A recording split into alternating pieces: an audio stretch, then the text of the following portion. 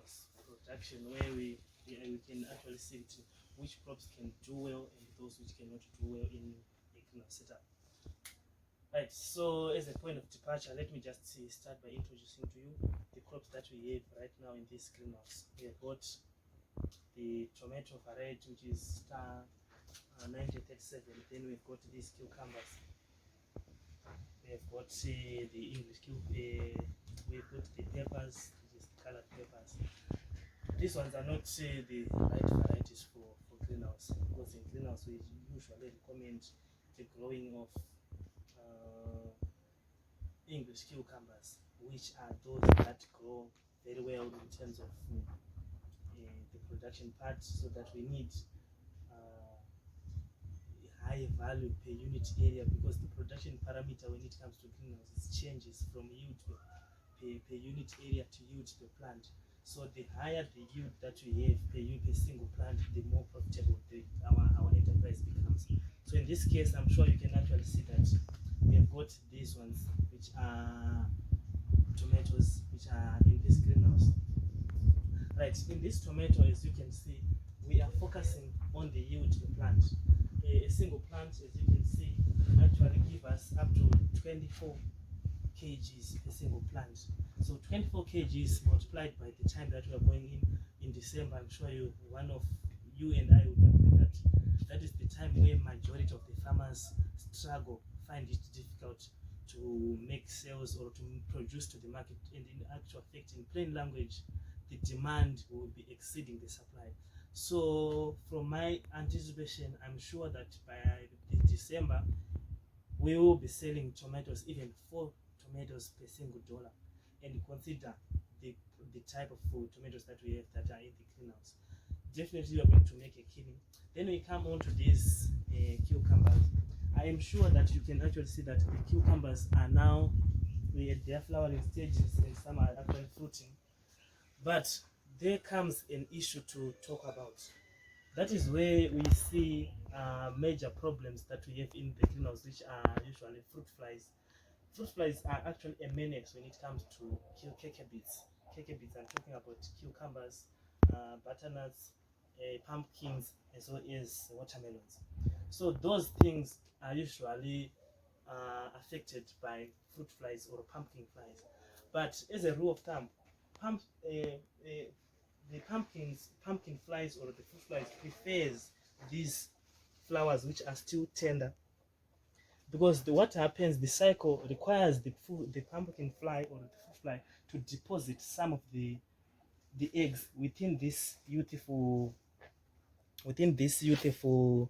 fruit. So if it deposits its eggs inside you, the damage will then manifest when this fruit grows bigger, because those deposited eggs will start growing and molting, thereby causing the rot of your fruits. A single piercing on the fruit will result in the severe damages to the whole plant, because it becomes a source of infection, and that is where some of the cellulose, the juices within the fruit, ooze out through, and those juices will be protecting the fruit. But when they are now oozing, these fruits are designed to have a protective layer, a permeable membrane that protects it from the surrounding temperature. So when temperature is now it's no longer controlled within this fruit, then challenges become. So we urge you to use, when you see these kinds of flowers that are developing, I urge you to use an alternate of Caratizion, Malathion 50W, that is wettable powder, or you can use other insecticides such as lambda, such as Ambligo and so forth. But those are just trade names. They can be alternative. Preferably, I would encourage you to alternate based on the chemical composition, the chemical group, as well as the mode of action, because at the end of the day, what we need to control is the insect. So those are some of the issues that we need to talk about.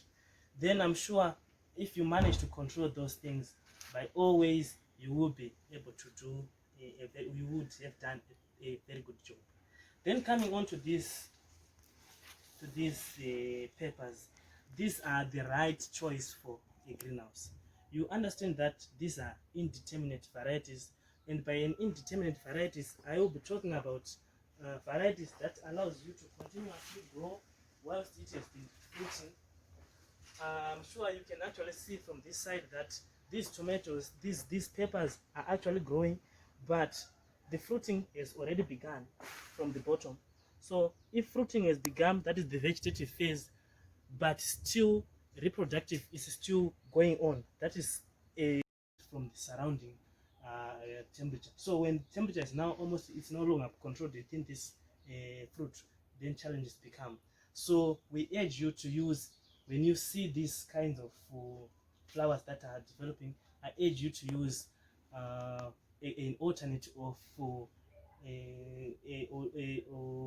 Caratizion, Malathion 50W, that is wettable powder, or you can use other insecticides such as lambda, such as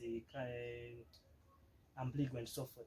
But those are just trade names. They can be alternated. Preferably, I would encourage you to alternate based on the chemical composition, the chemical group, as well as the mode of action, because at the end of the day, what we need to control is the insect. So those are some of the issues that we need to talk about.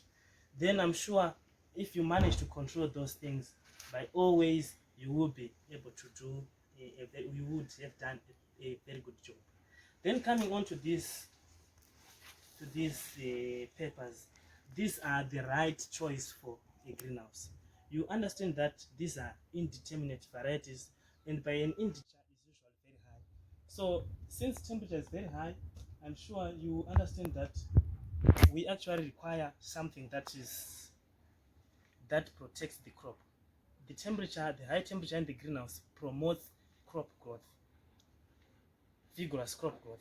So you understand that a general crop is outside the greenhouse and a crop that is in the greenhouse, their growth phases are actually different. So that is what we actually want in the greenhouse. But however, each and every advantage is its own disadvantages. For example, in this case, high temperatures in the greenhouse might result in high humidity, and that combination will ultimately result in the growth of diseases that sometimes bacterial diseases and sometimes fungal diseases which might proliferate in the greenhouse. Like in this case, I then come up with a very comprehensive way of managing the greenhouse crop. In this case, you understand that we have faced a lot of bacterial infections, like in the cucumbers. You see these brownish, these necrotic leaf margins. It's not a pattern that is brought by the general, but if you look at them, you understand that we are actually having almost all of these. These are the feed manufacturers for the plant. So we need to, by all means, protect our leaves. And if we successfully manage to do so, we become experts in precision farming. But this is a bacterial disease. Generally, we might not even be able to predict when it is going to come on so forth. So when we have successfully figured out that, we then come up with a single solid strategy. So for example, in this case, we've got this bio-insecticide, which is a highly active plant derivative, pesticides as well as viricide with a broad spectrum of control. In this case, we are using bio-pesticides. So in this case, you understand that we are growing for the people. We want people to live healthy and so on. So we are also moving on to the issue of protecting our health as well as protecting our plants. So a single dose of this will last for 7 to 10 days, even though it is a green label, but I'm sure it's almost sustainable for the environment as well as for you.